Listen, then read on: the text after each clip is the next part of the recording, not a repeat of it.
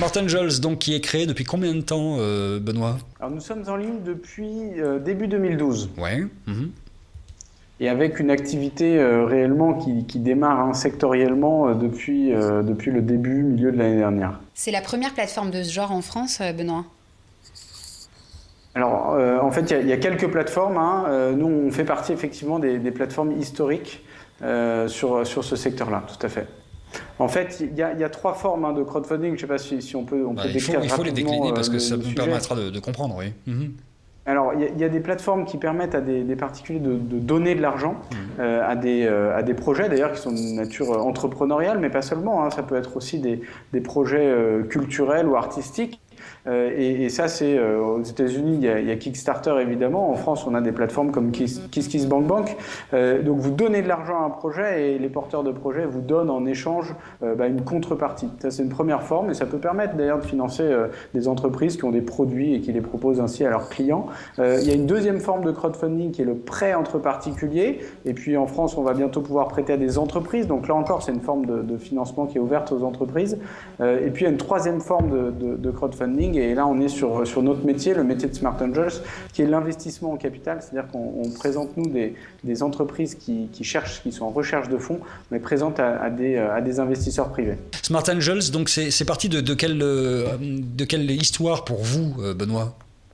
Alors moi, je travaillais dans un fonds d'investissement qui travaillait sur des sociétés de taille un peu plus mature, puisque c'était ce qu'on appelle du capital développement, donc des sociétés qui ont déjà bien dépassé leur phase d'amorçage et qui sont dans du développement, et avec la spécificité qu'on investissait sur du long terme avec des méthodes de ce qu'on appelle le private equity, mais sur des sociétés small caps cotées en bourse. Au moment où effectivement j'ai lancé Smart Angels, on était dans un contexte réglementaire qui était extrêmement flou.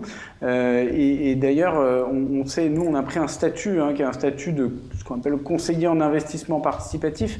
On a pris ce statut-là un petit peu par défaut et on a commencé à travailler avec ce statut-là.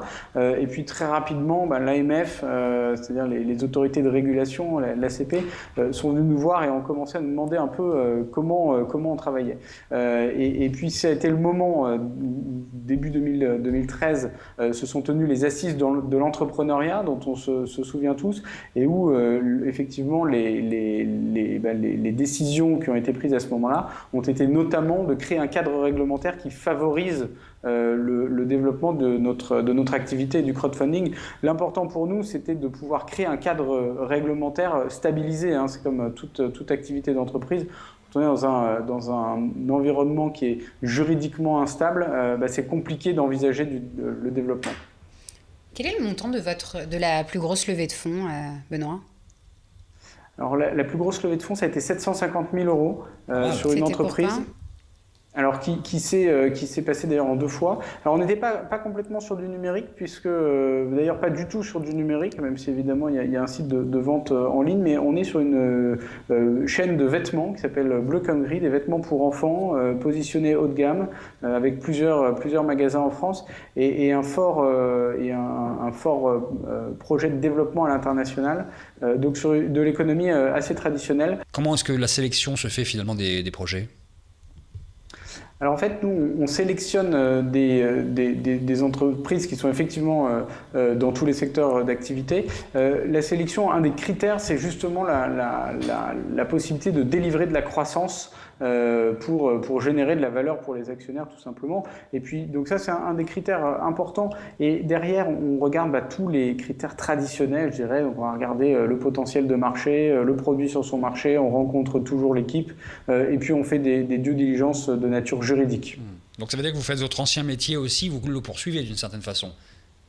De manière assez différente, mais effectivement, il y a un lien entre les deux métiers. Je crois que de toute façon, on reste dans une forme nouvelle de l'activité d'investissement traditionnelle, en fait.